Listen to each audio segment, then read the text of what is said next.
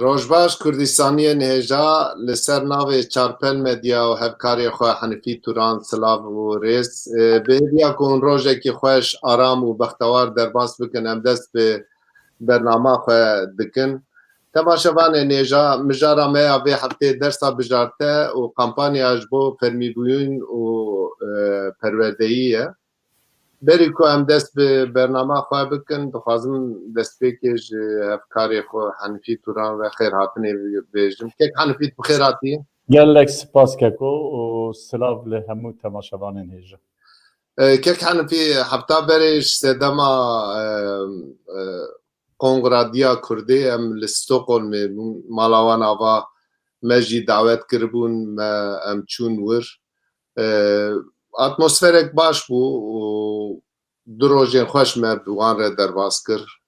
Stockholm bi xwe zatî bajarek xweş e û atmosfera siyasî jî rengîn e. Me bîriya şîrova te kirî gelo Diyarbekir çayî, li Kurdistanê çayî, te meelûman dî ele mêzekin vê îro di rojava te de çê ye. 27 mehê digotin Kiliçdaroglu'yê were lê dûr e ew wê serdana xwe betal kir. Diyarbekirî dipeyivin, napeyivin, tiştê din çayî em te gudarî bikin. Fermo Kek Henîfî. Belê ez hêvî dikim ku Kongradiya Kurdê ji boî Kurdistaniyên li derveyî welat û ji boî tekoşîna azadiya Kurdistanê encamek baş bixurebîne û ez hêvî dikim ku hemû saziyên diasporayê bi hev re xebatek hevbeş û xurt ava bikin.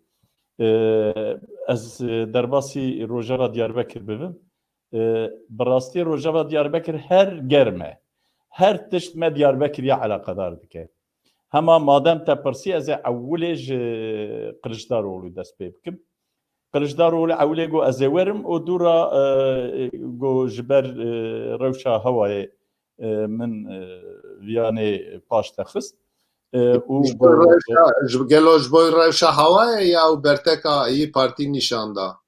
Wellahî Diyarbekirî hinek jê dibêjin ji ber rewşa hewayê lê bi hinek jê jî dibêjin wela ew û partiya xwe jî û ew û hevkarên xwe şirîkên xwe ittifaqê jî di wir da li hev nekirin ji bo ku alozî dernekeve paş te xist. Diyarbekirî goriya demokrasiyê ji Diyarbekir derbas dibe, hevkarê wî Yî Partî got na ji Anqereyê derbas dibe. Erê încar Diyarbekirî jî dibêjin wallah zikê me îndî ji van gotina ra têr e. Yani hema kî hatiye yekî gotiye riya Yekîtiya Ewropa di Diyarbekir'da derbas dibe, yekî gotiye nizanim ku li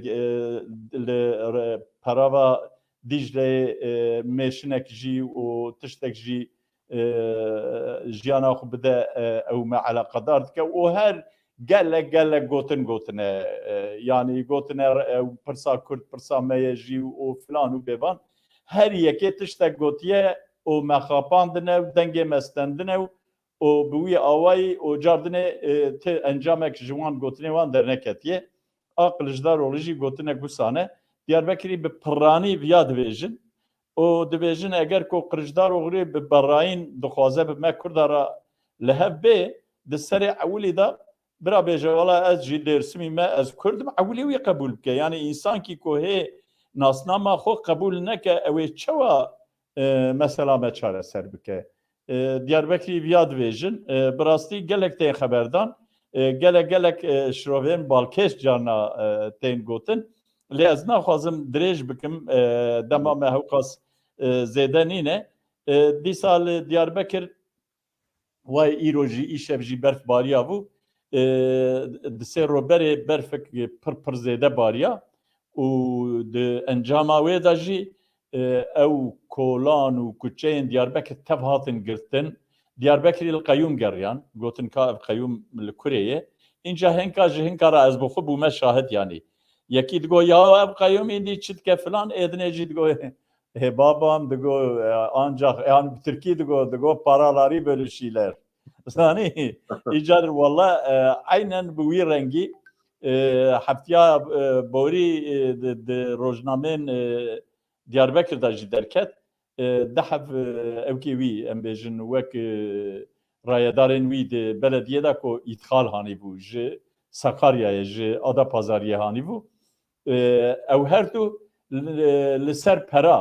لسر ام بیژن منفعته شرکر بون بکل ما به هبر شرکر بون اویانه د وان روزنامه‌ن ادا پازاریه دا جی درکت ایجار براستی جی یعنی وانا ت خدمتك كل برچاوج ولاتیا را بکن ناکن دیسا امزانن کود برفدا ریا سورگات گرتن حتی از دو چوبم وک همشریتی محمد ورال مزیارت کرد از چوم گوالا ام 6 ساعت دوی ریدا ام اوکمان لوريل تشولي امان ام باشيه وافات ما فاتات ما خلاص كر ديسا ريا بينغولي هات قرتن بينغولو ديار بكر قطبو رياوي ريا خاربيتها الازغي ديار بكر جي قطبو وبخدي ايروجي ايشبجي برفاتيه لبلي مد ازدنكت مدربا لمد باجد لين هرتنا اوقاسكو ري بيغرتن نينه ايجار براستي هيا كسي دياربكر تنه وهي افندم الاسطنبولي او ابو كورولا والباما هيج اسطنبولي خربت وهي كسي جمعتنا ديسا روجابك ماكو هر ناقده çünkü Diyarbakır دوی وای دا هنکی برکن مثلا دارستانه کو او نابه دینن دولت باخچلی چه چلان او وکن اوجی Diyarbakır هجی برتک شان ددن yani embejin de seyare da de otoboze da çi baj embejin je taxamez de çim ofise ez dibinim ko de otoboze da insan bu xod na bu xod aji basawe mesele dikin Diyarbakır de juye ev ki per dilgranin yani brasti acizin yani dven karnivan faşista ka jiboy me çikirine ko nave وانا لدارستانه کی دیاربکر بیدانین اما قبول نکن اما وی دارستانه بشوتینن هنکه جه و ساجد بیجن دیروکا دیاربکر یال دجی شرل دجی فاشیزمی بنابو دنگ هفته و پینجا نای بیراته او بیار بوده yani Diyarbakır'ı lehemberi partiya vek MHP و فاشیستان ya Beviya ku Diyarbakır'ı lehemberi hemû partiyên ku dagirkirina Kurdistanê de xwedî rolin wê bertekê nîşan bidin. Erê fermo. Dîsa polîsa divê hefteya borî da bi ser avahiya DBP kir Partiya Herêmên Demokratîk bi ser wan da girtin û hevserokeva wan a girtin Diyarbakır'ı jwîra jî bertekeşandin yani dibêjin madem li Türkiye demokrasî heye madem ew ê riya demokrasiyê di Diyarbakır da derbas bibe ya bihêlin bira partî kar û îşê xwe bikin ev çi ye yani ku polîs car bi car bi ser da digirin o hevserokê wan a tizanî ku ew partî bi hevserokan tê îdare kirin di hevserokê wanî Diyarbakır hene ya jin desteser kirin girtin lêbelê êdinê Xeyreddîn Altun Xeyreddîn ji ber ku bi ûkê ketibû koronayê ketibû û di nexweşxaneyê da razandî bû ew hê jî di nexweşxaneyê de ye bi rastî yanî dewlet divê êdî vê meseleyê bi awayekî aştiyane bi awayekî guftûgoyê bi diyalogê çareser bike. Mesela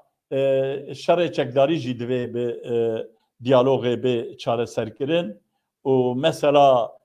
Kurd û Kurdistanê jî dîsa li ser masê divê bê çareserkirin ev yanê ez dikarim bêjim û mijara paşî jî ji Cizreyê Cizîrê heftiya çûyî Cizîra Bota xeberek hat û yekî bi navê Abdulgafar Dayan ku diçû dersxaneyê ji zanîngehê ra xwe amade dikir ew seyareya ku ewlekariya qeyûmê Cizîrê distîne ew seyareke zirxî bû bi awayekî hovane lê qelibî 20 metre wî bi binê xwe kaş kir û wî rakirin nexweşxanê mixabir jiyana xwe ji dest da. Min di rojnamekî de xwend di vî 5 salê dawî da nêzî 5 kesî bi vî awayî bi vê hovîtiyê jiyana xwe ji dest dane. Diyarbekirî zêde ber tekêşanê van mesela didin. Heta rojnamevankî ji waliyê Şirnexê dipirse divê ji bo vê meselê tê çi bêjî, divê ya hûn bi vê meselê pir mezin dikin ji xwe ev mesele ne mesela raya giştiye. Ji apê wî ra jî dibêjin bela ku polîse hûn vê meselê mezin dikin gel ku polîs nîn viya vêgavê vê meselê girtibû. Evyanê jî încer emniyeta Cizîrê dibêje. Bi rastî ev li ber çavek ku bi çi çavî li miletê Kurd ê Bakurê Kurdistanê dinêrin ev ya pir zelal vekirî tê berçava. Ez vêga dikarim vana bêjim wala gelek tişt hene lê belê wext neye ji ber vê derfetê jî ez spas dikim. Em jî spasiya te dikin mala Tavakek Henefî. Ez ji hevalê re jî rica bikim bira mîvanê me bînin ekranê.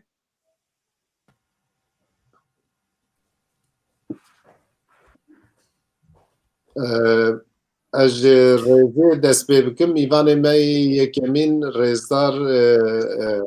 Şerefxan Cizîrî ye. Şerefxan Cizîrî tê naskirin serokê platforma Zimanê Kurdî ye,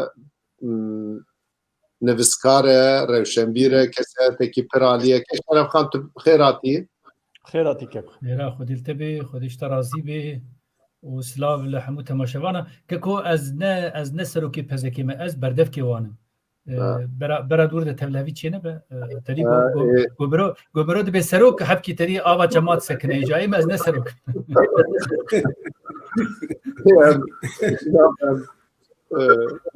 Ew jî baş. Mîvanê me duyemîn Rêzdar Sedat Yurttaş e. Rêzdar Sedat Yurttaş hukuknas e, nivîskar e, parlamenterê berê YDP ye. Ew jî kesayetekî li Kurdistanê tê naskirin pir alî ye. Kek Sedat Min nav xêrê de bin rojek baş ji we û temaşevanan re divêm xêr û xweşî be. Ama em ji kek Şerefxan ez bêm dest pê bikin mijara me ziman e. Kek Şerefxan ev demên vê taliyê bi taybetî jî ev salên vê taliyê bi keda we bi xebata we yanî we mesela ziman xist rojevê bêguman wexta ez bêm we hûn neh partîn vê evê de îsal wek di televizyona de di çapemeniyê de di baro û dezgehên sivîl gelek kes vê mijarê zindî digirin. Îsal rewşa kampanya dersên bijarte di çi asêdeyî hinek behsa wê bike hefteyek mayî tê çi bêjî kek Şerefxan hema em ji te dest pê bikin û biç. Silav li temaşevanan û kekê Sedat jî bi xêrê hatî. Niha bi rastî mesela ziman mero kare pir alî baxwe bipeyve û heger berî 3 sal û nîva wexta got me platforma ziman da mezran gel kat got wê piştî mehkê du meha wê bela bibin.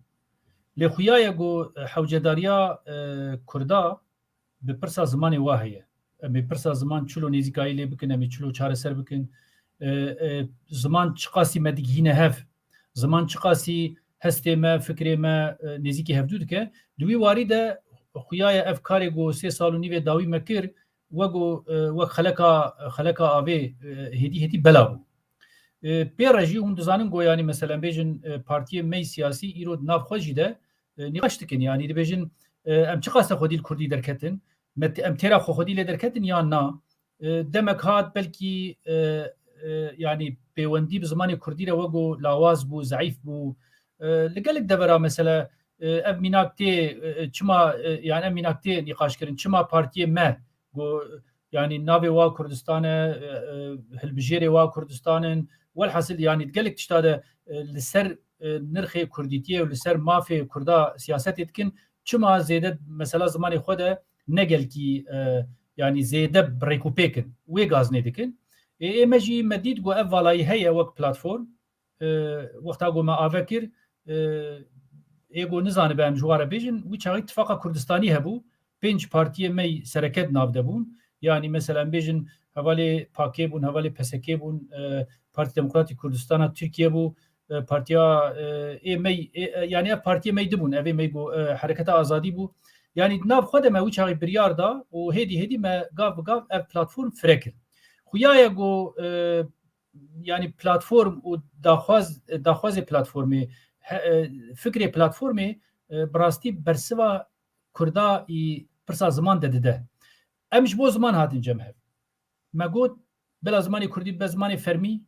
û bila zimanê Kurdî bibe zimanê perwerdeyî me ji bo vê pêwendiyê siyasî danîn em du carî çûn Ankara nav Kurda de komela de gelek devera de me ev pirsa ziman anî rojevî yani mesela derza bijartê jî perçak jî ye yani mesela bêjin ez karim dur û dirêj bibêjim ama mesela partiye me hema îsal partiye me siyasî hema yani bê cudabûn illa tiştekî gotin yani ji xelkê re gotin derza bijartê hilbijêrin herin zarokê xwe bibin wê dekî yani ji hevalê PSK bigire Pakê bigire QDP bigire zê pênc Partiya Komûnîst e HDP'ye DBP'ye hemin ê yani hema Hereketa Azadiye Partiya Azadiye Partiya İnsan û Azadî yani hema ji wî warî de tiştin kirin hatî bipirsî ev kampanya got me dest pê kir got bi alîkariya medya Kurdî nebûya bi taybet jî ez bêjim Rûdav û Kurdistan 24 ne got mero hewadariyê bike bi rastî Rûdav ji roja pêşî de ev kir ji xwe re wek bername wek program û bi her kesî re peyivî û wek bloka berfê ev mesele bela bû her got gundirî mezintir bû her got gundirî mezintir bû yani ême ez karim vê bêjim yani ev tiştê got dibe baş e ji bo hestê Kurda netewî baş e ji bo mafê ziman baş e wê bibe gavek we got me gelek carî gotiye ev gavik e derza bijarte ne dawiya dinyayê ye ne jî got pirsa Kurd û Kurdistanê xelas bû nayê wê manî derza bijarte helwestek zimanî ye min ez vê dubare dikim derza bijarte got tu hilbijêre tu helwestek zimanî hildibijêre yani tu dibêje kî zimanê min ji bo min mihîm e ême bi xwe wexta got tedî qaqa reş bû dibêjin ya her kesî gelek aliya digotin ne baş e û filan wala wî çaxî jî min zarokê xweşandin yani keçika min wî çaxî min xweşand derza bijarte 2012-13 yani tu zanî got gelek tûn Kurdê me tij disekinîn ama mişand yani û ez zanim jî got fêda wê li wê zarokê bû li wê keçika me bû yani wek misalekî ez vê nagelek carî dibêjim yani wexta got ez ji xelkê re bêjim herin zarokê xwe bişînin derza bijarte û ez xwe nekim ew dibe dirûtî yani got zarokê min hebin zarokê me wê wextê de hebin divê merov xwe jî bibe mînak bibe pêşeng bibe yani bêje min eva ev ji bo me ji bo we hemaye îja divir de gelek carî we got dudulîtî hebû ev mesela din milletê me hîn jî ditirse gelek insan dibêjin got ez derza bijarte zarokê xwe re hilbijêrim ya jî erê ew zarok herin belkî terî pêşeroja wa ne baş bibe ev jî tirsekî derûniye got gelek welatê me tîngehkar de heye zanî yani ji ber got ji bo Kurdbûna xwe gelek carî Kurdê me teada gelek mezin dîtine yani nehw cî ez nihal vê dekê ji te re û ji kekê Henefî û kek Sedat re û ji temaşevanê me re bêjim hemû zanin kêm zêde bê çi bi serê Kurda hatiye yani hewce nake ez dubare bikim ji ber wê yekê hinek tirs jî heye merov vê jî bêje li alîkî bürokrasiya Tirka jî heye yani vêna jî divê merov bibîne niha bürokrasiya Tirkiye gelek carî ser siyasetê re bawer bikin gelek carî ew bürokratê heremî û ew kesê got yani karê bürokrasiyê dikin xwe pêşiya siyasetê dibînin yani milîtarizm û bürokrasî bi hev re hevdû timam dike wek fikir wek gelek tişta ev jî dibe gelek carî asteng li pêşiya got xelk herin pir bijêrim bi gelek riyê got ne exlaqî ne başin mesela dirin nabêjin va mafê te heye tu derza bijarte hilbijêre nabêjin ji teleba şagirta ve tişêrin ji dê û bava ve tişêrin ya jî gelek carî mesela bêjin hejmar zêde dibe hejmar dibînin got gelekin wana winda dikin ew daxwaznamê got hatine yanî belgê got hatine got ji bo mesela zarok bibînin winda dikin dixin bin masê dixin bin deverekî got kes nizanibe yanî bi hezar û yek şiklê şeytanî em û li bêjin mel'anet mesela dixwazin got wê meselê winda bikin ev jî pirsgirêkê gelek mezin e yek din got ez dixwazim behs bikim yanî bi rokê bi du roja salekê du sala û tenê bi platforma zimanê Kurdî ya jî saziya ev mesele çareser nabe divê em girseyî xwedî lê derkevin gav bi gav baro xoşbextane va çend baroyê me hene mesela wa dest pê kiriye platforma ziman mel Ruhayê mel li Semsûrê mel ez ê ji te re bêjim Batmanê li Mêrdînê me avekir ew jî gav pêş te dirin gelek grûpê din hêzê din ew jî dest davên vê meselê lê divê mirov vêna ji bîr neke derza bijarte û pirsa zimanê Kurdî a perwerdê û fermîbûna zimanê Kurdî bi hevdûv girêdayî ye tu wana ji hevdû biqetîne tu wana tenê wek derza bijarte pêşkêş bike bi a min merê xeletîk pir mezin bike û ev pirsa ziman ke ku pirsa ziman bi statûya Kurda ve girêdayî ye heta got Kurd nebin xwedî statûyekê ev pirsa ziman jî baş çareser nabe îja êmel her derê em va tişta dibêjin em dibêjin gerek em vî warî de pir alî bifikirin ne got hema noktekê bigirin û bêjin wela ev û ne tiştekî din na derza bijarte jî yek ji wa meselaye û ez karim bêjim yanî baş e kampanya heye lê çi qase însan müracaat kirine ez nizanim ji ber got wezareta perwerdê û bürokratê mihellî va daneya bi me re parve nakin heta dawiya yanî wextê wêna heftê meha sibatê we got tekerim kir em ê bibînin û gelek hevalê rojnamevan hevalê komele baro ez ê bêjim heta medya saziyê medya gotine em ê fermî müracaat bikin bêjin ka çi qas kes müracaat kirine ji wê warî de jî wexta got derket em ê bibînin lê bawer bikin got 9000 be jî zêde ne farqe û got 101000 be jî yanî ne merov ev qase meselê di hejmara de nebîne helwest mühîm e helwesta got Kurd bigirin muqabilî zimanê xwe ew mühîm e ê hejmar jî çi qas zêde be ew qase baş e yanî ma çi yanî zarokê Kurda zimanê xwe beelîmin çi ye baştir heye kek şerefan ez ê têkem naberê ez dixwazim bipirsim her çi qas hinekî we behs kir jî ez dixwazim hinkî dijî hûn li serê bisekinin wek ku cenabê we jî got rayedarên dewletê ji alîkî da yasa derxistine ji alîkî din de bürokrasiya dewletê ji bo ku vê em bêjin vê mafî qels bikin çi ji destê wan tê dikin em bêjin wan formên ku gere bidin malbata nadin malbata hinek malbat diçin divên de tê çi Kurdî tê hilbijêrî ka di Kurdî da çi ewkeye û wekî din yanî gelek astengî derdixin pêşiya malbata îcar pirsa min ev gelo qe di destê we da di wî warî da ji wera tu şikayet hatine kesî ji wera di wî warî da hin mînak di destê we da hene ew hemwelatiyên ku rastî astengiya dibin serî li pezekê dane anna dîsa wek tê zanîn heftê sibatê hindik ma di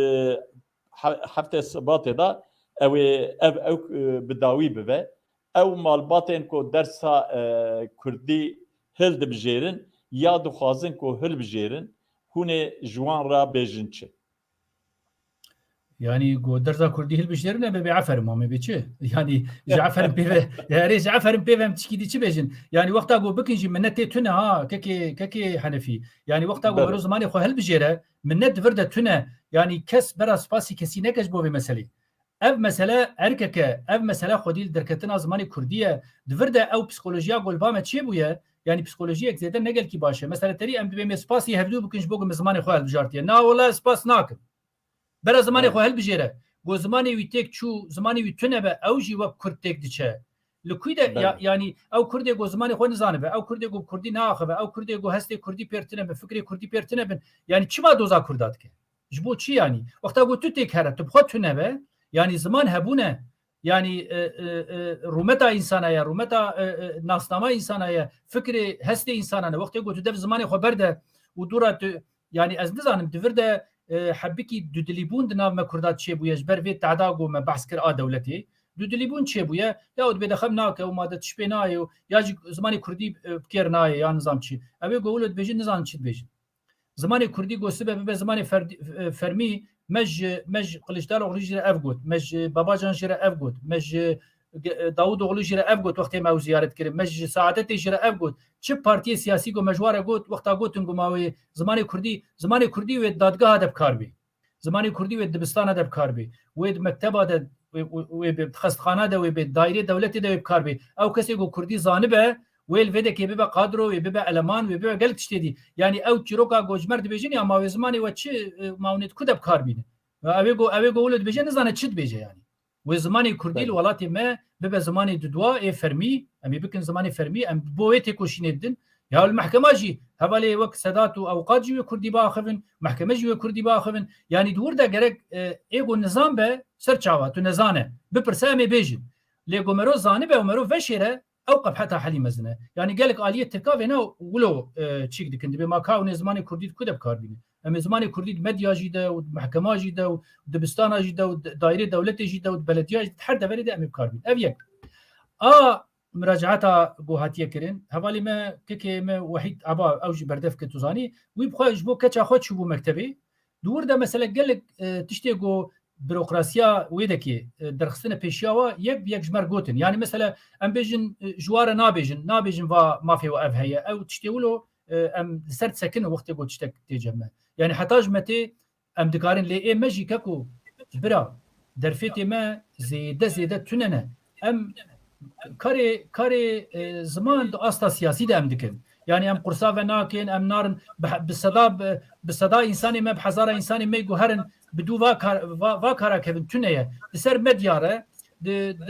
خباتي ما يدده يعني ايه كومالي مدى ناف مثلا بيجن بارو دياربكر ايصال بكري قوتن ميرديني دياربكر قالك باجار ميدي قوتن وقت تعدل وبي استنغا جوار درخن ورن براجاتي ما بكن امي ما في وب باريس حتى اويغو استنغا درخه بيروقراسي يعني الجورا قانونا سوج دكن يعني وقتا قد حكومات نابي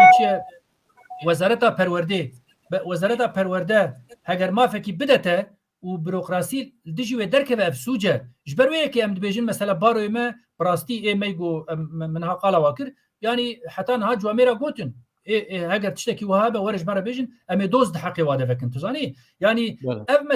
مساله براليه براستي براليه تني ببلاتفورم زماني كردي و ازبيجن بارتي سياسي وبهنك هالوسته بارويا وكوملا ودرنقا ونظام شيء تاني شيء نابدوي ام برب هفدبين ام يكرز ببن ام داخوازي خو بكن يك ام خو كوردينه بكن چقاسي ام كوردينه بن چقاسي ام لقال هفن هركز برا رولا خو بليزه مثلا ايصال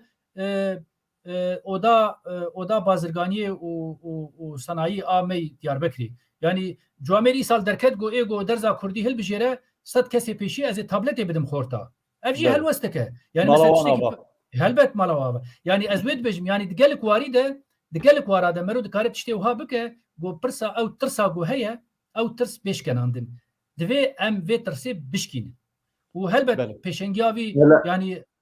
ريبريافي شي بيشنجيافي شي و بارتي سياسي جي بكن و بارو جي بكن سازي سيفيل جي بكن ماموستاجي بكن روشنبير جي بكن روشنبير تاني يعني هما جو شيرتا بكن جي نباشه دبي بخوشي ببن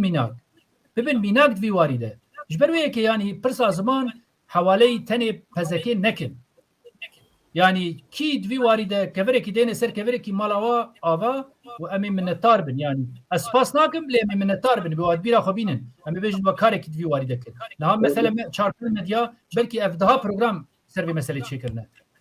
امی بيجن رودا و 24 و گلک تلفزيون مي ديجي يعني مثلا ارتي تي في وروجي ديسا ما بهبر بروجرام چيكر گلک دوري ديجي چيدكن يعني دوی اف حساسيت زمان اشمندي زمان گاv نوا كرداده علا به کی كفره کی دين سر كفره کی مالا بابه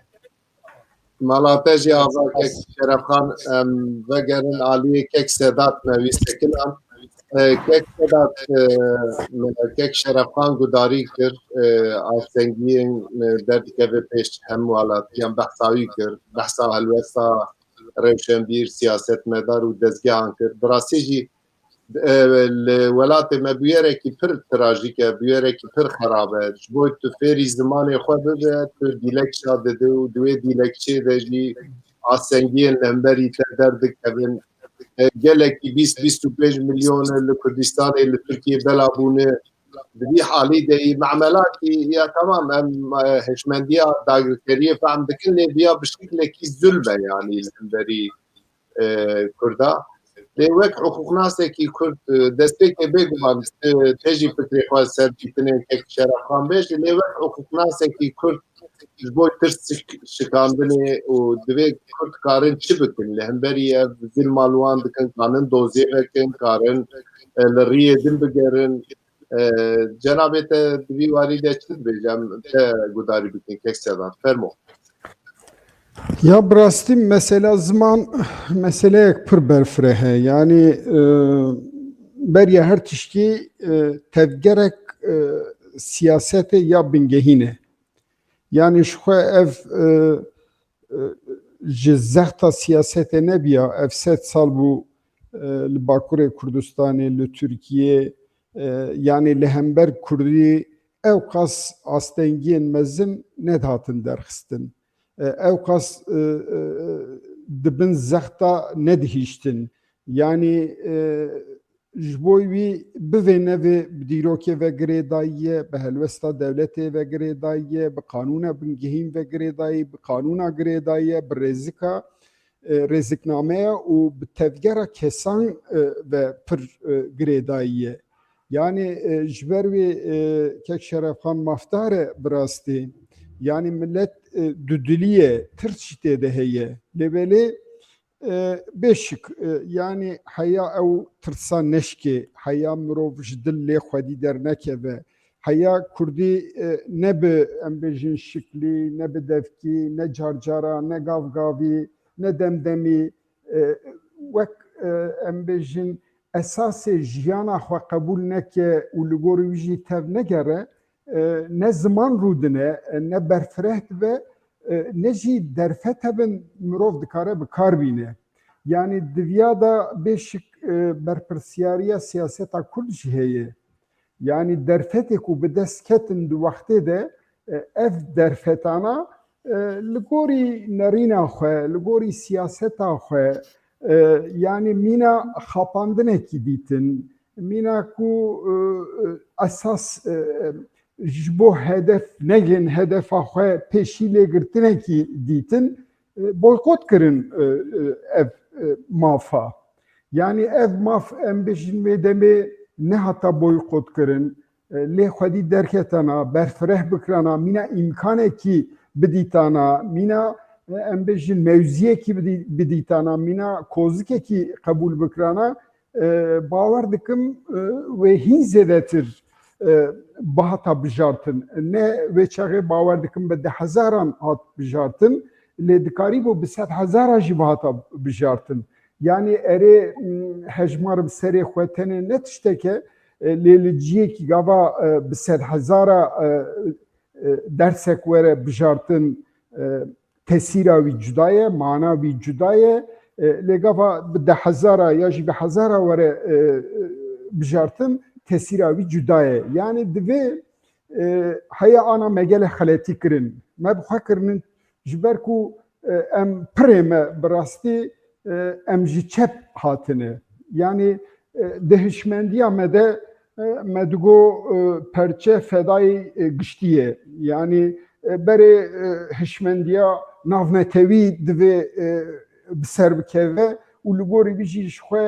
pirsgirêkên hene ew ê di nava wî de çareser bibe lê belê salê ku me li pê xwe hiştin 10 sal 20-40-50 sal îro em giş dizanin ku na mesele wernine yani tiştê ku sibe bê sazkirin divê jî îro da hişmendiya wî di hişê zarokan da çêve malbatan da çêve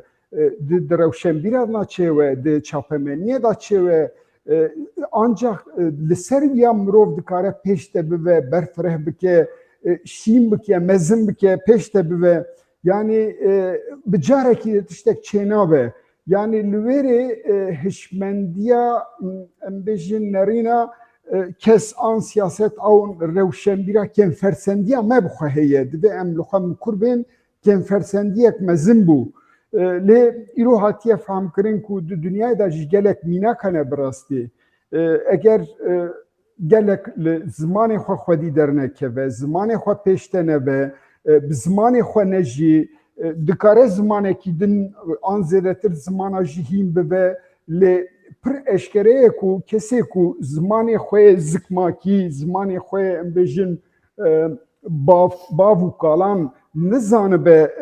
ji xwe kêm dibîne ew çika pêş de her bi alî psikolojiyê bi kêm dibîne, bi heşê xwe kêm dibîne, bi zanîna xwe kêm dibîne, bi tesîra xwe kêm dibîne, bi berdewamiya xwe kêm dibîne. Yani ji ber wê yekê jî bi rastî kêmaniyek pir mezin e. Yani bana ji bo çi dibêjim bi rastî em tev dizanin dewletê Rojhilata Navîn ku em bêjin feyza xwe ji Türkiye ji Fransayê girtiye ji bo ku netewekî nû ava bike û zor da ye Tirkî her çiqas em bêjin pêşevanê wê tekoşînê nîvî wî Kurd bin jî lêbelê ew kê dibêjim çi bû ev İttihat Terakî yani divê demê de İshak Sukûtî û Abdulkadir ew bi xwe Kurdin ji xwe datînin. Yani Abdullah Cevdet bibore em natbiramê êdî ji yek Arnawûtê yek nizanim ew kê çarkesa datînin. Yani devlet ji bo ku neteweke Türk ava bike li Kurdî pir ziyade zulüm kiriye. Yani ji ber wê yekê jî di damezrandina komara Türkiye heya 1960 tu çîrokek jî bi Kurdî yani berbiçav nehatiye nivîsandin, ku li derve nehatiye nivîsandin heya Birîna Reş, heya Musa Anterwan nehatiye nivîsandin. Yani zulmek pir mezin dîtiye. Yani başe ku em bêjin Kurdî beriya vê dema 100 salan, hezaran salan di nav civatê de pir pêş tê çûye û pir qewîm biye ku ji holê ranebiye. Yani asimilasyonê tesîrek pir mezin li civatê çêkiriye. Ji ber wê yekê jî her çiqas li Tirkiyeyê demê siyaset em bêjin rihet jî bû, mîna ku pirsgirêk êdî dihatin çareserkirin jî lê tu carî ne di kanûna bingehîn de guhertinek hate çêkirin, ne jî di kanûnan da guhertinên mezin hatin çêkirin. Tiştê ku di vî warî de hatin sazkirin, di rêziknameya da hatin sazkirin. Yani bingeheke kanûnî nehiştin çê bibe. Bi tenê di kanûnan de rasta rast ziman qedexebû, ew qedexebûn ji holê rakirin, ew kanûna ji holê rakirin. Yani ji bo wî jî lê gel xwedî dernekeve, gel pêş de nebe, bi rastî ziman herçî dere kêm dibe. Yani gelek sebebê vîn hene. Dünya me êdî dibe dijital, dünya dijital da jî ji xwe tu gava lê mêze dikî nêzîka nîvî wî bi îngilîziyê dijî bawer dikim dora heşt zimanî sedî heştê hilbirînan çê dike ji ber wê yekê jî ji xwe yani ziman her ro dimirin, ziman dibin talûkiyê danin û li gorî UNESCO jî ji xwe yani dimilkî dibin talûkiyek mezin de ew jî hatiye îlan kirin. Yani gava lê mêze dikin divê bi rastî ji ber wê yekê tevgera em bêjin PZK, Hes Kurdê, Diyergê û İnisiyatîfa Mamosteyên Kurd evana pir tevger û saziyên hêjan e rast e herkes ji aliyê xwe ciyê ku lê ye divê ji wêrê vê meselê bike mesela xwe û pêş de bibe. Yani em îsal dibînin ku di çapemeniyê dengek mezin da yani bi xebat û xêra ev hevalên ku جدل کدا خود کنه وقت خود دنه و رونا درباسنا ول سر ام بجین یا داخویانی کی ددن یا شیروه کی دکن یا جوینه کی دکن یا زیارت کی دکن yani velete fam kirin ku êdî hewcedariya milletê Kurd gelê Kurd bi zimanê xwe ji her wextî bêtir çêbiye. Îro mirov dikare êdî hinekî de jî bêtir spe ku ev ziman ve yek asimilasyon her çiqas pir çêbûye jî hêvî û baweriya min ew e ku ne dimire ve pêşta jî here ve hîn zêdetir jî deng bide divê em ji alî erênî lê mezekin û ji vira şûn da rast e divê hedefek xwe jî hebe. Çi ye hedef? Bi zimanê fermî be heya nebe zimanê fermî. Heya bazarek û wî jî çênebe bi rastî ew zimana bi têra xwe di nava gel de nikare belav bibe. Nikare xwendekar xwedî derkevin an bibijêrin an xwe pêş de bibin. Lê belê gava ku mînakek şeref bo sive ger ji bo dersa Kurdî ji bo mamostetiyê ziman bibe em bijin şertek vê çaxê gelek kes ve ji mecbûrî di demekî Kurd de ziman hîn bibe bi rastî. Yani divê eşkereyek û milletê ku di dunyayê da bi serketine yek sebat kirine bi berfirehî. Yê dudiya fam kirine ku bê ziman milletek nagê tu ciyekî. Yani ji ber vê yekû jî Bangladeş zimana tevgera Bengalê jî mînakek gelek girîng e û UNESCO ji ber xatirê tekoşîna we roja 21 Sibatê jî ji xwe kiriye cejna zimana. Yani ji ber îro divê Kurd jî êdî mînakekî wer ji xwe re çê bikin îro êdî em baş dizanin zimanek, zilamek, milletek ancak bi hev re ava dibe. Bêjim û bisekine. Dengê te xwe kek Henifî, dengê te. Kek Henifî dengê xwe vek. Te tişkî diko. Belê kek Sedat. Ez dixwazim di mesela ziman û hukûkê da hinek tişt ji cenabê te bipirsim. Hem de asta Hindurê Tirkiyê de asta hukûk da gelo hukûknasên me Kurda dikarin çi bikin? Belê em bêjin baroya Amedê a Rihaya a Mêrdînê a Batmanê û gelek baroyên Bakurê Kurdistanê daxuyanî dan û piştgirî dan vê kampanyayê lê belê ez dixwazim gavekî din pêş de bibim. Gelo ji bo ku zimanê Kurdî bibe zimanê fermî û bibe zimanê perwerdeyê. De asta nav Tirkiyê da em dikarin em Kurd dikarin de asta hukûkî da çi bikin û em wek mînak em doz vekin em bêjin em dixwazin bi zimanê xwe em bêjin perwerde bibînin lê belê dewlet astengî daye ev astengî li gor mafê mirovan ne di cîdaye ne li rêye û wexta ku ev doza me jî hat em bêjin redkirin em înca rabin vê dozê bibin wek dadgeha mafê mirovan a Ewropayê ahîmê. Di vî warî da wê cenabê we çi bêje yanî di mesela hukûkî da Kurd dikarin çi bikin? Ya berê ez ê were me pirsê bi rastî ez jî damezrînerê Wekfa Mezopotamya me. Deng ne baş. Baştî pir tevle hediye mînaku. Dengê te olan dedi kek Sedat. Destê dengê min de way mînaku çêbû ha? Anka baş. Ana baş ye. Berya bersiva pirsê bidim bi rastî ez damezrîner û rêveberiya wî ana jî mütewellî heyeta Wekfa Mezopotamyayê da me. Yani armanca me damezrandina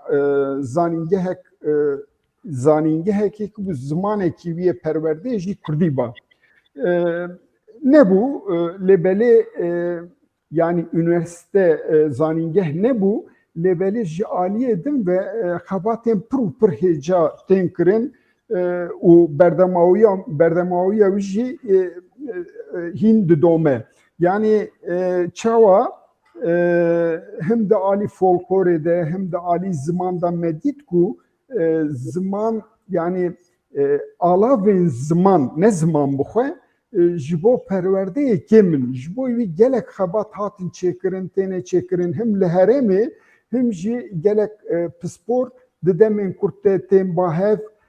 li ser ziman dixebitin ji vana yek jî ferhenga mafa, ferhenga hukukê ew jî hate çapkirin. Yani bi baroya Diyarbekirê û Mezopotamya wexfa wê bi hev re xebatek dûr û duriş çêkirin ew ferhenga jî hate çapkirin lê eşkereye ku yani duwarê hukukê de hinek gav jî hatine avêtin. Yani dizanim ku hez Kurdê serî li parlamentoyê meclisê da ku bi zimanê Kurdî bira perwerde bê çêkirin ji werî hate redkirin wan jî li ser vê bawer dikim doz vekir li Daniştayê Daniştay jî bawer dikim red kir ya jî hîn biryar belkî nedabin jî yani hukuka hundur heya nekede mahkema kanuna binghên jî divê biryarekî divê warî de bide dura mahkema Avrupa riya wî vedibe yani ew pêvajoyekî din e lêbelê eşkereye ku êdî divê siyaset viya bêyî yani wa dudiliyê bike xwestika xwe ya yekemîn yani ji bo wî jî di kanûna bingehîn de divê xala çel û dudiya ku li ber perwerdeya Kurdî ya bi giştî ana maniyeke divê ew biguhere ew ji holê rabe yani siyaset jî divê ya bê şert û şirût bike xwestika xwe ya sereke ji wana yek çünkü eşkereye ku heya Kurd yani zimanê xwe ve eger pêş de nerin bi rastî nagên ciyekî jî dikarim viya bêjim yani çünkü heya Kurdî nebe zimanê fermî ê duyemîn ya jî giştî nebe zimanê fermî yani ev mesele bi têra xwe di nava civatê de jî bela nabe. Baş kek Sedat malata ava bi kek Şerefxan em zanin cenabê te li Swêdê jî mayî û tu ew mifredata wan têkiliyê wan pir baş ji nêz de nas dike yek pirsek miş cenabê te ez ê werim hêdiyê dî li cem we mesela zimanê ku ne Swêdî bûn ya jî İngilîzî nizanî bûn gelê din bi çi şeklî bû ê tu Yekîtiya Ewropa ji bo ew ê biryarek girtiye ji bo gelên ku penaberin û li wî welatî dijîn qanûnek derxistî divê qanûnê de nav jî lêkirina zimanê malbatê bu şeklî bi nav dikin eger mesela mînaka ji Almanya bidim li Almanya heger malbatek karibe 15 zarokan ya jî pêşengên wê 15 zarokan bînin cem hev devlet du tişt ji wan re dike cî dibîne û maaşê mamosteyê wan dide ew lî ji gorî wî karibin zimanê xwe fêr bibin û gavekî ber bi pêş karin wekî dersên İngilîzî wek Fransîzî kanin dersê bibêje wele ez Kurdim ez dixwazim wek dersê bi tercîh wek ew ez kanim zimanê xwe jî yani zimanê Kurdî jî ev bibim niha yani em bibin ve gelek karên hêja kiriye û em we texbîr dikin yani wek çarpel medya em xebata pezekê û ev du warî de kîvê xebatî dikin wek ew dikin lê divê di huquqa navletewî de merî li riya bigere mesela em bibên ev biryara Yekîtiya Ewropa kare bibe gelo bibe bingehek ku hukuknasê nêzî we ya jî dezgehên li diasporayê em bên karin di vî warî de lêkolîn bikin û ku mirov karibe li hemberî dewleta Tirkî doz û dawa ew ê bike bêje hûn jî mecbûrin vî heqî bidin milletê Kurd û wê bi zimanê xwe fêr bibe. Tê çi bêje kek şerefxan? Keko te gelek sual bev rejme kirin ez çoj nav derkem ben nizanim. Ma tu de evê de şarazayî tê derke. Mesela Swêd rast ve got got yani wiloye li bes mesela Swêd ne perwerde bi zimanê Kurdî ye. Yani ew jî mesela em bêjin ne goj destpêkê heta dawiye bi zimanê Kurdî perwerde dibe. Dûr de gerek hinek tişta merov biçekî ji hev cuda bike. Swêd yek ji welatê pêşî bû got mafê zimanê Kurdî nas kir. Ne ji bo Kurda tenê ji bo Tirka jî ev heye ji bo Farisa û Ereba û welhasil Yugoslava û Rûsa û nizanim Japona û her kesî dizanî. Biryarek wilo hatibû dan zimanê ku malê tê axaftin yani hem sprok jêr digotin yani zimanê malê. Bu wî zimanî wexta got dê û bav bixwazin telebe bixwazin karin mafê wayê got hinek saeta zimanê xwe bibînin û li gora wê na jî tedbîrê xwestin din ez ê ji te re bêjim mamoste gihandin mamoste mesela kadroya mamosta dan Kurda piştî wê na mesela bêjin bi wê vegirê dayî materyalê got lazim bû yani ala û tiştê got lazim bû dîsa dewletê pêda kirin bi vî hawayî mesela gelek alîkariya wa ji bo Kurda bû. Mesela yekîtiya Ewropa û got hate qal kir û te Almanya nîşanda keko ew mahcirê got dirin Ewropa kî dibe bila bibe. Ez war bê mahcir yani em wilo bêjin paneber mahcir ewana gihane wî mafî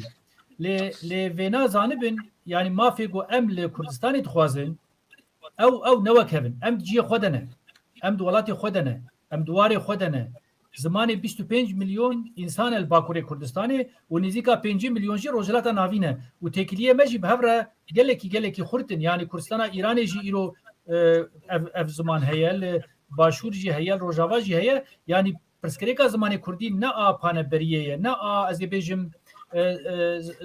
çawa bêjim a got mesela xerîbin hatine em ê hinek bafa bidin wana. Li Swêd mesela zimanê fermî ez karim ji te re bêjim Swêdî ye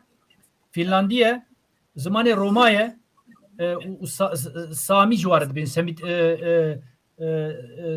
Same folk dibêjin ji ware ev her çar zimanê sereke fermî ne. Wexta got ziman bû fermî îca bûyê tu karê dibistana jî yani dibistanê te jî hebin heta ê Sam wana televizyonê wa hene zanîngehê wa hene û gelek tiştê wayê dî hene. Li mehkema jî rehet dikarin û gelek devera karin zimanê xwe biaxirin. Ew meselake ame piçikî cuda ye bi amin yani mafê sereke ji bo me gerek perwerdeyî bi zimanê Kurdî ji pêş dibistanan bigire ê yanî terî ê kirêş û ê got dibêjin ya kindergarten û gelek zimanê wilo kartîne li Ewropa ji wana bigire heta got zanîngehê jî xelas ke gerek perwerde heme amaç ew e armanca me ew e got Kurdî perwerde bibin tizanî û Kurdî wek zimanekî got herêma me zimanê yekemîn e yani li welatê me li Kurdistanê gerek zimanê yekemîn be zimanê Tirkî jî di duaye li aliyê Tirka zimanê Tirkî ê yekemîn e Kurdayê di duaye hinek dijî bixwazin zimanê wa bigî wê statûyê bera kerem bikin herin vê têkoşînê bidin ê me em ne dijî zimanane kîja ziman wî statûyê bigire ji me re yani em ê bêjin mala wa ve wiha lê a me di pirsa me de kekê Sedat jî behs kir û tu te jî û hevalê dijî we behs kirin ev qanûna got 42-43 jêr dibêjin ya ew qanûn dibe ji zimanê Tirkî pê ve bi zimanê dayîkê perwerde nayê kirin ha wexta got ev hebe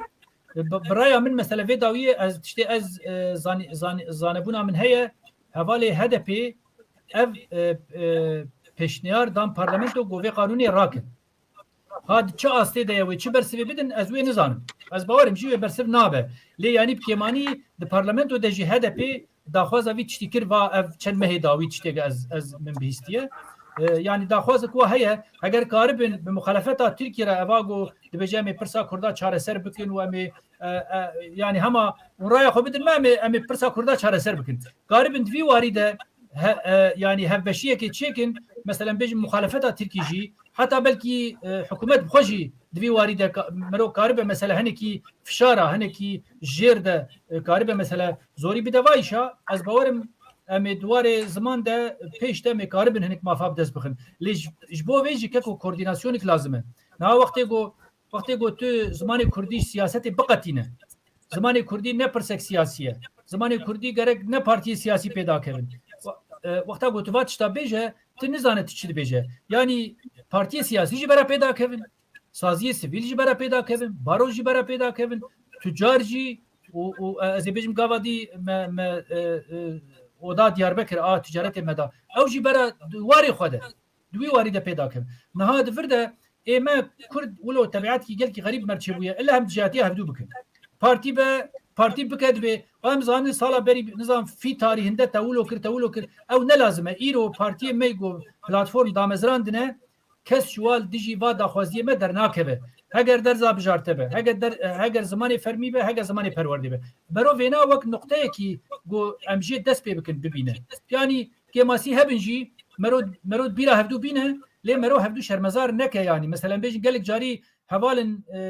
در وب تایبتی سر سوسیال مدیا دخوازن گره خود پارتی سیاسی بدن یعنی هدف نبه پاک نبه پسکه قدپه والحاصل پارتیا کمونیسته الا گره خود هنکا بدن تو زانی صبر و نای یعنی گو به مسئله نبینی ای میجی ازوید بجم باوریا مد پلتفرم زمانی کردی ده اوه دوی کوردیناسیون نام حماد هبه نام مثلا هنک عالی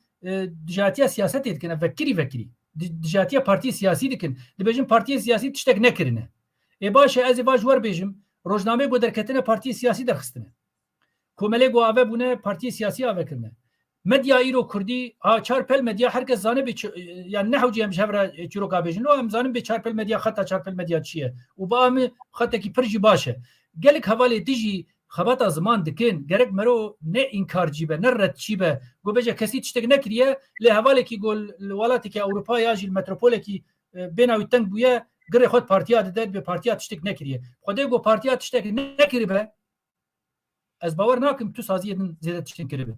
بلکی تاکه کس سادات یورتاش شرف خان حنفی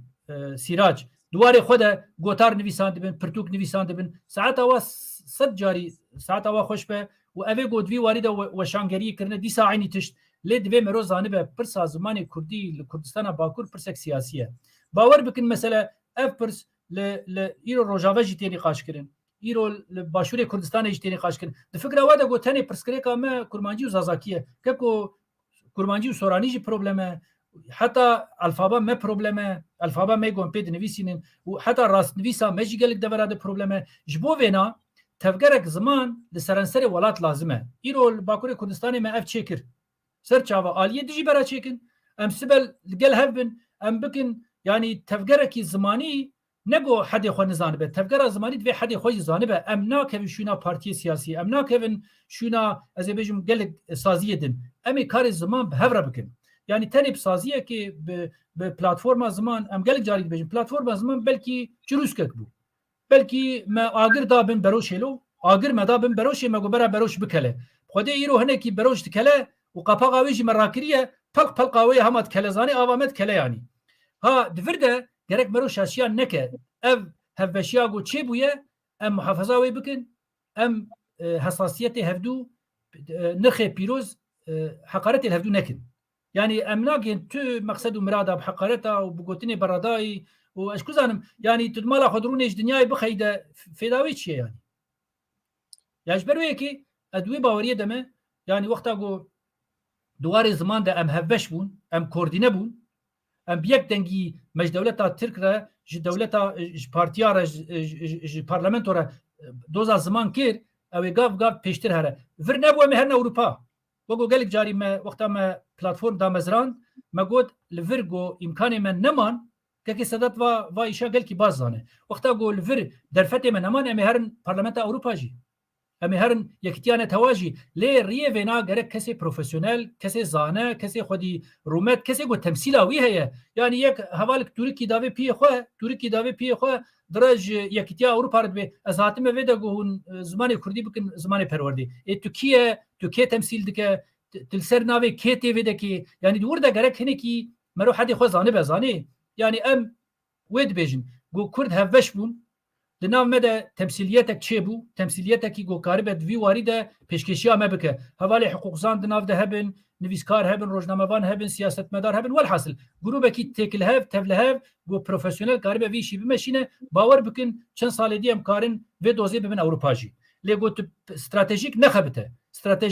stratejiya ziman bi tere tune be ama tu wek tedî wilo her rojane hema tu germ bibe û sar bibe ew zêde alîkariya mafê ziman nake ez dibêjim gerek em hevbeş bibin em koordîne bibin kî Tirkiye wî de çi hebe rê vekiriye êgo bixwaze bêt platformê de kar bike berabê kar bikin ma me ne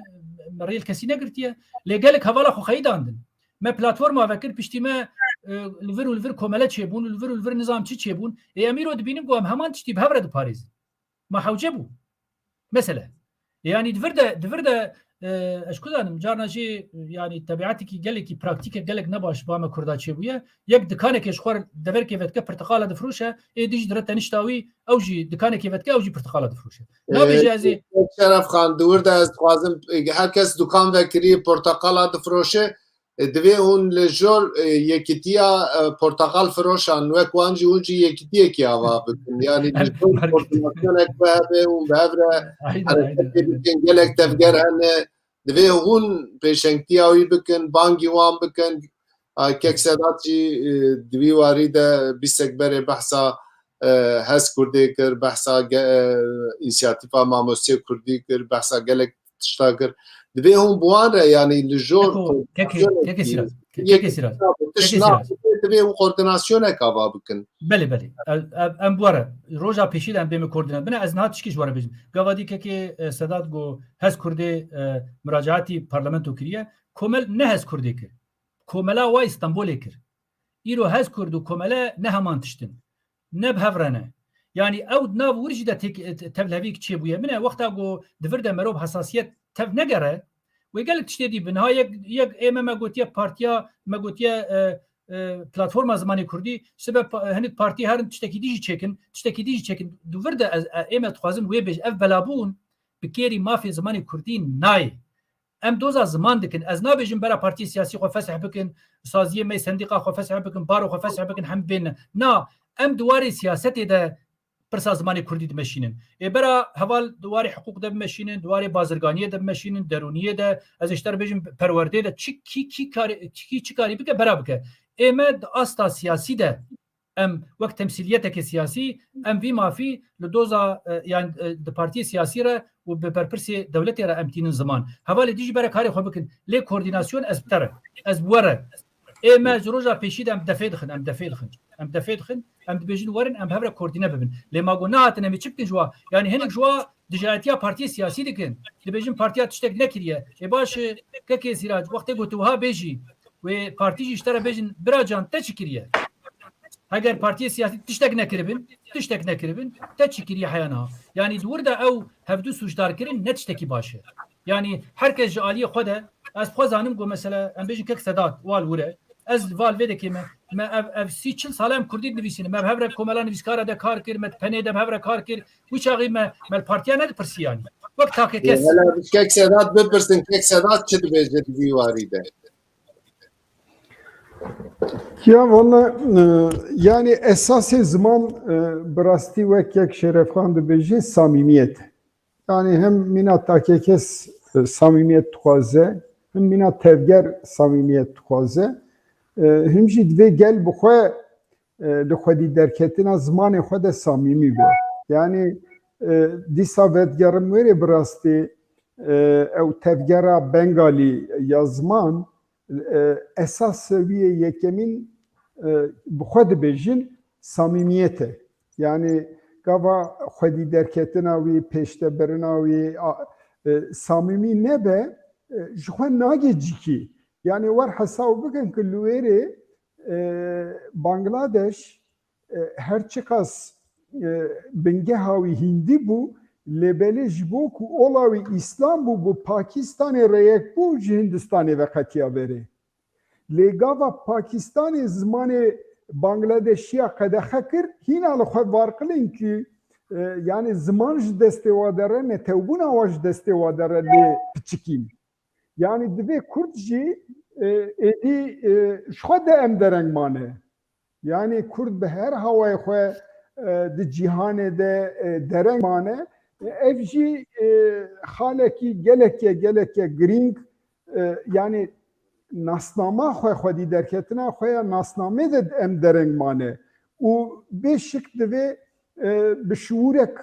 wa millî lêxwedî derketinek çêbe. Yani mîna ku Kekşerefan got ne partî, ne şexs, ne sazî, ne kom, ne komele divê hemû lêxwedî derkevin û di taxa xwe re û di warê xwe de çi ji destê watê bikin û viya jî heya ku derfet dest bidin, heya ku mumkûn e bi hev re bi koordînê bikin. Vê çaxê dengê mirov dikare xurt derkeve, dengê milletê xurt derkeve, dikarin ê ku em bêjin li derve lê mêze dikin mîna partiyên siyasî behs dike işte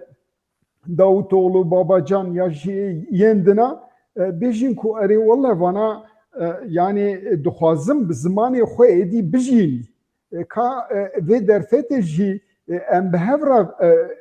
vekin. Çünkü hewcedariya wa îro eşkereyê ku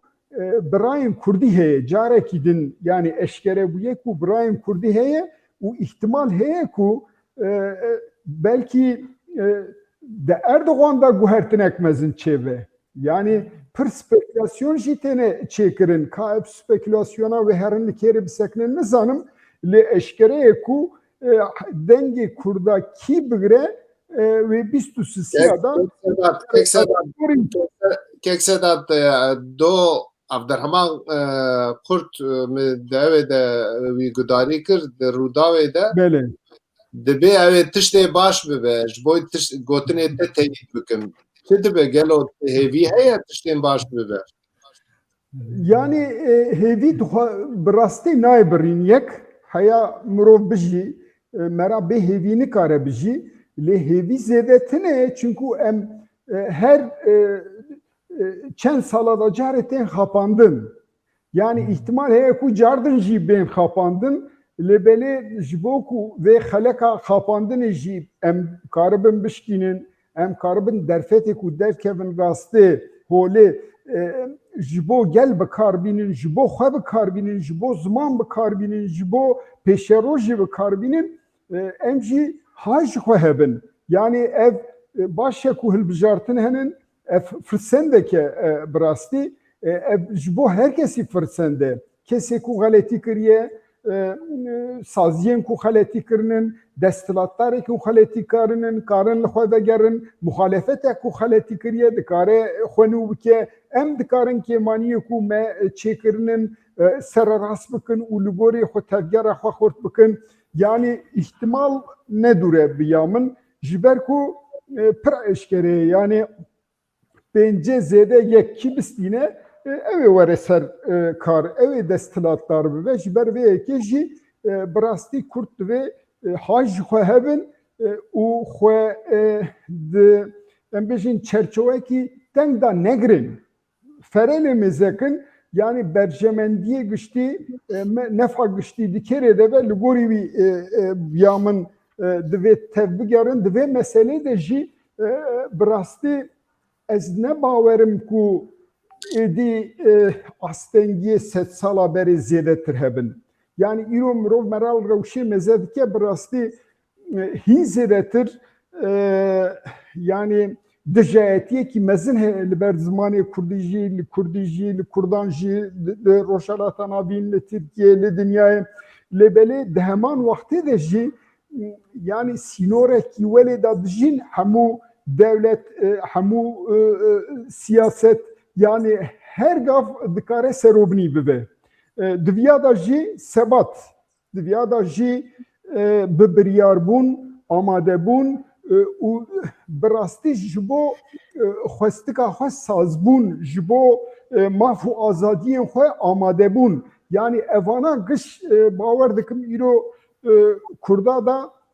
gelek pêş de çûye. Yani divê em rexnê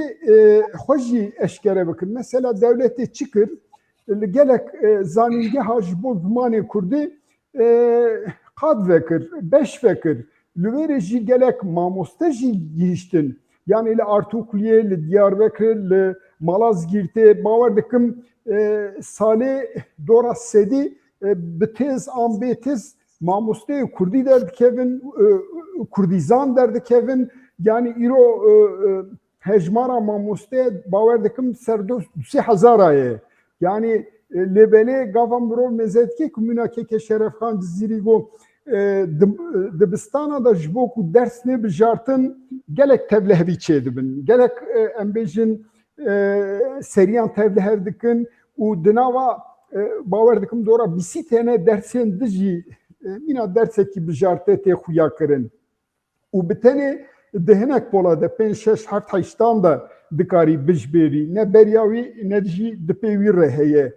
Yani ev jî kêmaniyeke mamosteyê ku mafê mamostetiyê jî girtinin nayên tayin kirin. Yani gava li gişî dinêrî di her merheleyê de astengên pir mezin derdikevin. Lê ez bawerim êdî yani mîna ku em hatine cîkî Kurd êdî dikarin hem siyaseta giştî tesîrekî mezin li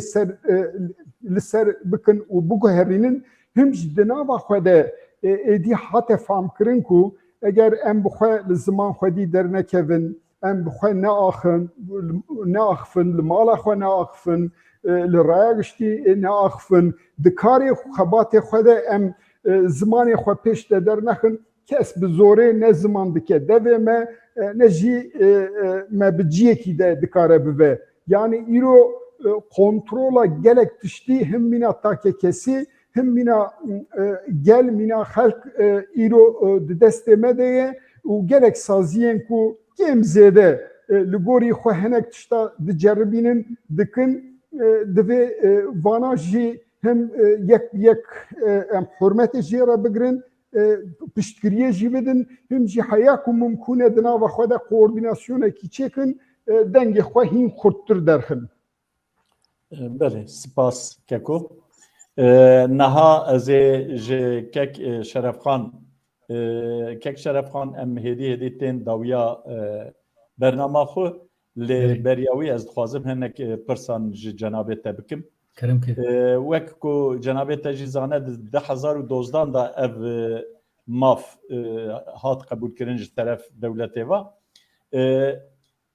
ji wê demê de hin mamosteyên Kurd jî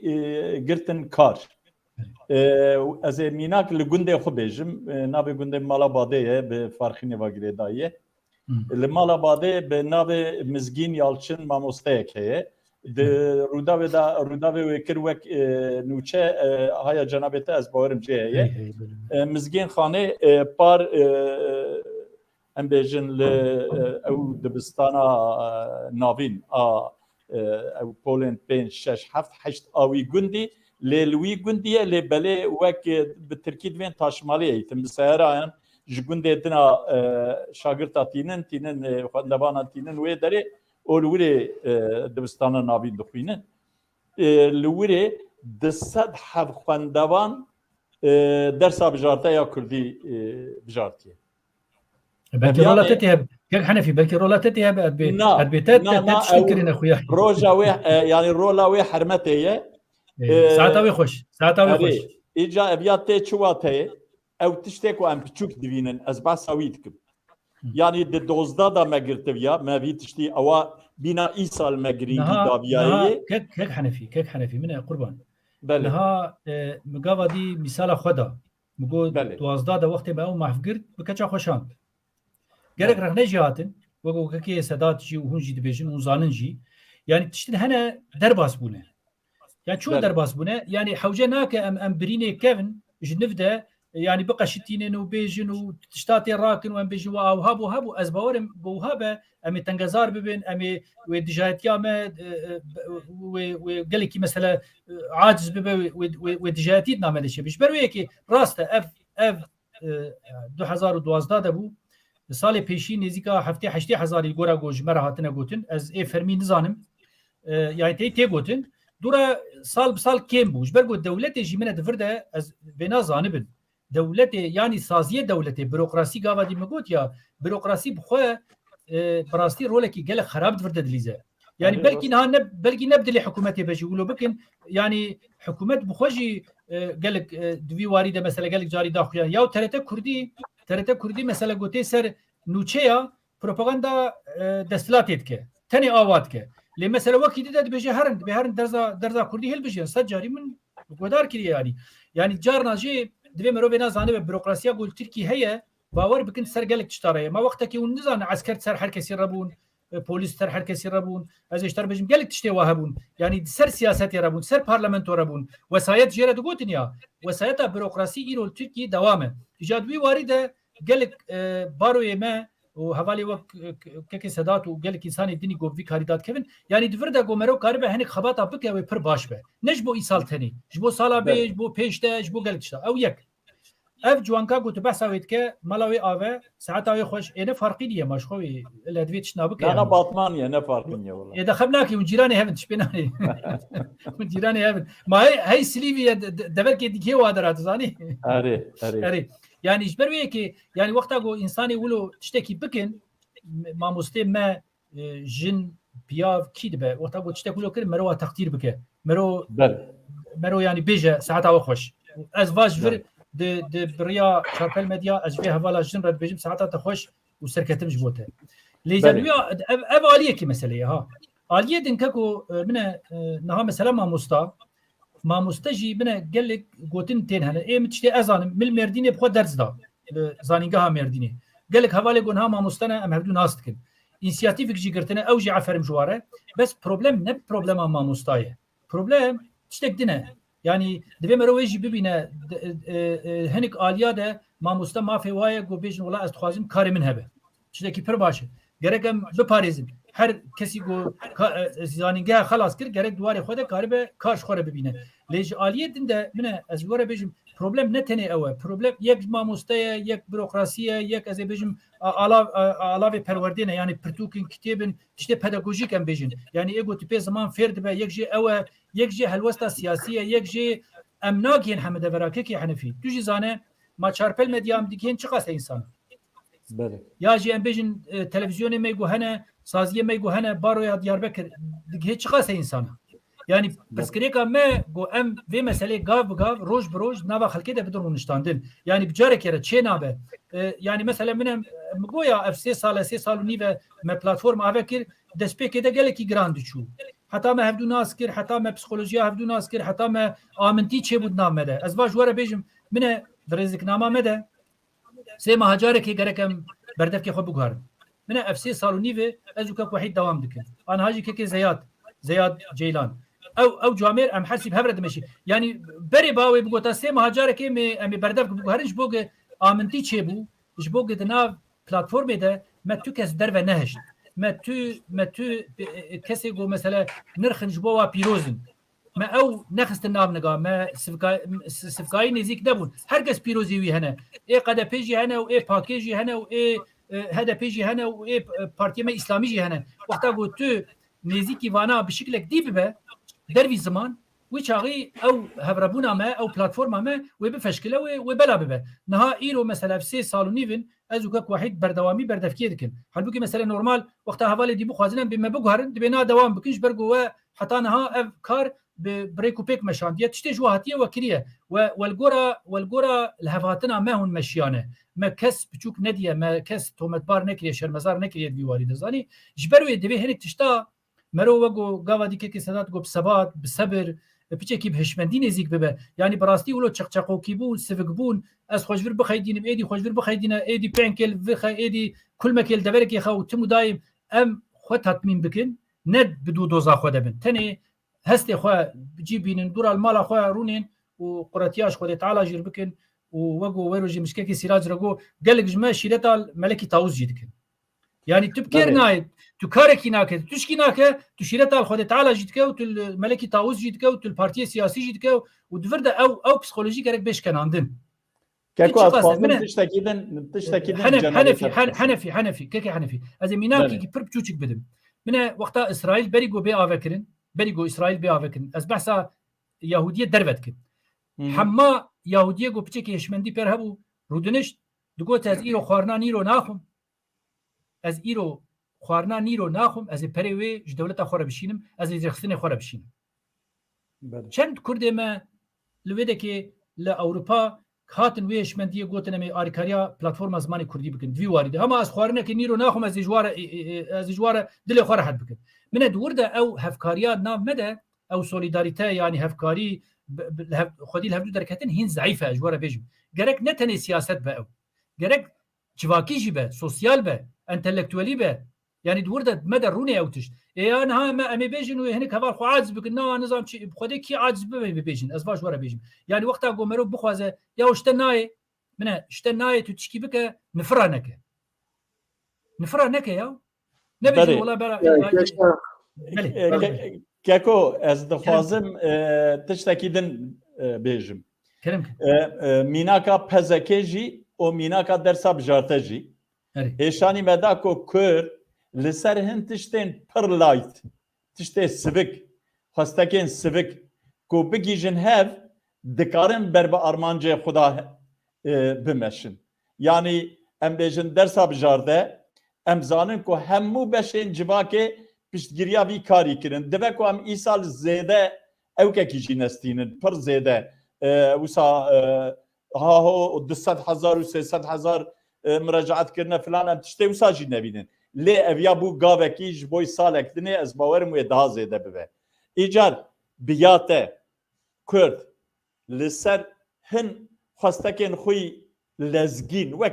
wek çi wek mesela ziman bibe zimanê fermî û bibe zimanê perwerdehiyê wek ku ew Avrupa yerel yönetimler özellik şartî dibêjin ew şertên rêveberiyên xweser ji bo ku ew bê qebûl kirin ji bo ku em bêjin navê gund û bajarên me ê resen ê Kurdî bên qebûl kirin ji bo ku ew girtiyên me yî siyasî bêne berdan evan li ser vana jî gelo ev ya aynî bi vî awayî bi vî xebatek bi vî rengî Kurd ew ê nikaribin ber bi encamekî de herin tu ji min dipirse erê belê wala belê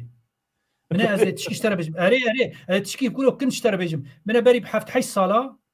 AK Parti mesela yerel yönetima gote behs kir yanî îdara mehellî a Yekîtiya Ewropa xiste bû programa xwe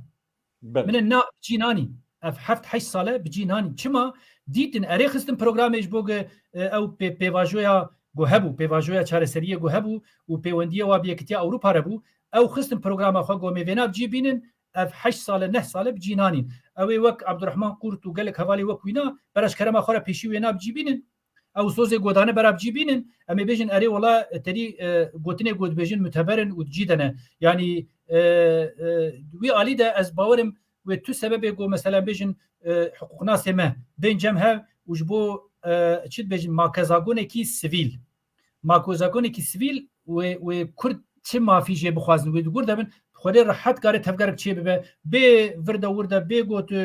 çep û rast lêxîne wek gavadî hevala behs kirin til wek hiqûqzan wek makezagonekî sivîl ji bo Kurda wê çi be mesela ew çar xalê pêşî gerek çilo bên formüle kirin gerek çawa be gerek em virde jî karibin hevveş bibin navê platform dibe navê konsey dibe navê çi dibe bera bibe hevalê me hiqûqzan ji me bêtir zanin vê meselê ez heman tiştî ji bo îdara mehellî jî dibêjim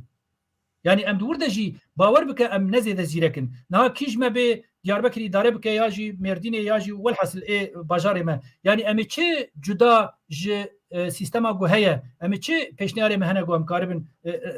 reformê nû demokratîze û gelek tiştî dîvhavre bikin dûr de jî programê me te ji bo jina jî heman ji bo xorta jî heman ji bo enerjî wê rojê min dîsa em ser vê meselê peyivîn enerjiya Kurdistanê em dibînin av û pirsa enerjî gelekî mühîm e li ser wê çi teoriyê me hene em tenê hema dibe na em beraja naxwazin plan tiştî tamam rast e lê ema daxwaza enerjî salê bi 100,000 bi xanî û kargehel Kurdistanê çê dibin enerjiyê xerc dikin em ê çi bikin di vî warî de dîsa tiştek tune min e te gavadî behsa meselê kir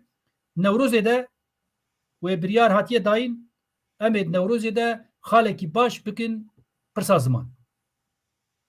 Ez baş vura bêjim. Yani gav bi gav hinek mesele pêş te dirin. Evana mesela hevalê HDP nav xwe de û saziyê xwe de biryar dane wê cî bidin Newrozê de wê cî bidin gul devera behsa ziman 10-15 deqe çi dibe yanî wê bê axaftin ê gul ser navê hereketê ziman hene. Yani ev jî gav تتکاری چند گوتنا لسر وی کامپانیا امزایان آجبوی کو زمان کردی و زمان فرمو پرورده ده چه آسته دایه او وای 21 سبات ته اونه چه بکن دوی واری داجی چند گوتنا جمارا بیش 21 سباتê em ê dawiya vî şî bînin. بله Niha ez karim dirêj li vir baxivim lê kurtî ez bêjim xwedê بکرتی چونکی دمام me roja got me dest pê kir me got armanca me got em vê sala got em tê dene bikin sala zimanê Kurdî a 21. Wallah eger me ro destê xwedê li ser wijdanê xwe em ê bibînin got bi rastî pirsa ziman bû yek ji wa pirsê got Kurd nav xwe de nîqaş dikin. Yani em dalîkî de gihan armanca xwe. Em gihan armanca xwe. Lê em ev nayê wê manê got em ê bisekinin. 21 Sibatê em ê fizîkî imza belkî em ê dawiya wî bînin. Lê em ê Newroza de em ê civînê xwe de çi civînê got partiyê me siyasî bikin ji îro pê ve wê ji xelkê me bipirsin. Hûn dixwazin zimanê Kurdî bibe zimanê fermî û zimanê perwerdê bêjin ê got bêna wê milyona însan bêjin erê. Lê mesela fizîkî ji ber mesela pandemiyê ji ber mesela qedexa got mesela hevalê me pakê hevalê me pezekê û hevalê me din jî mesela gelek devera xwestin got ji walî izin bigirin walî bertek derdixê polîs bertek derdixin nahêlin me meşayê zimanê Kurdî çêkirin neiştin gom xwe bila bitînin dora vekirin xelek neiştin gom gav bavêjin yani ji alîkî de gelek astengî derketin pêşiya me lê em ê riyê nûh bibînin ev riyê nûh jî ev e Kurd li kû de bên cem hevdû bera jê bipirsin hûn dixwazin zimanê Kurdî bibe zimanê perwerdê û zimanê fermî ez bu wê baweriyê de me milyona bi milyona wê Kurd bêjin erê yani divê em rêbazê nûh bibînin eger millet یک شرفان هدیه دیم که تالیا برنامه خو کرم خو yani topisler hep az ek sedatçı evi bifirtin. Yani mi topisler hep işte o lazım mı goти. Berekek sedat akoy davi diyece. Ek sedat valla mahatın taliya bernama xo hediye gotine xoy ve daviye jiyum be bejun işte wej bir kiribe u işte un bazen ser gotine ek şerafan zede bikin işte ve kemişti uci kanı bunu yapıyorsun hem hediye ediyorlar Talya bernama xo. Keko spas dikim le tişteku hewce û me got yani hêvî dikim her firsendek her derfetek ji tecrübên berê jî sûd bê wergirtin û li gorî wî jî em bikaribin pêş te bibin yani ne ku li ser birînê xwe axîna bikişînin